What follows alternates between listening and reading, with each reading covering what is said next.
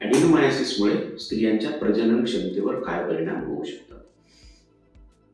ॲडिनोमायोसिसमध्ये स्त्रियांना वैधत्व येऊ शकते, तसेच नैसर्गिकरित्या किंवा कृत्रिमरित्या गर्भधारणा होऊनही इच्छित परिणाम म्हणजेच सुदृढ बाळ जन्माला येण्याचे प्रमाणही कमी असते. ॲडिनोमायोसिसमध्ये गर्भाशयावरती सूज आलेली असते, त्यामुळे गर्भाशय सतत आकुंचन पावत असते. गर्भाशयाचा आकार मोठा झाल्यामुळे शुक्रजंतूंना स्त्रीबीजापर्यंत पोहोचण्यास कठीणाई निर्माण होते.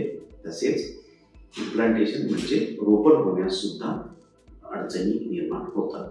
तरी सुद्धा बऱ्याच स्त्रियांमध्ये नैसर्गिकरित्या गर्भधारणा होत असते, परंतु अभ्यासादरम्यान असे निदर्शनास आले आहे की नैसर्गिकरित्या असो किंवा कृत्रिमरित्या गर्भधारण झालेल्या स्त्रियांमध्ये प्रीटर्म डिलिव्हरी म्हणजे मुदतपूर्व प्रसूती किंवा IUGR म्हणजे बाळाचे जन्मतः त्याच्या वयामानाने प्रमाणे वजन कमी असते किंवा गर्भाशयामध्ये प्रेग्नन्सी वेळी ब्लड प्रेशर वाढणे म्हणजेच प्रेग्नन्सी इंड्यूस्ड हायपरटेन्शन सारख्या समस्यांचे प्रमाण ॲडिनोमायोसिस असलेल्या पेशंटमध्ये जास्त प्रमाणात दिसून येते.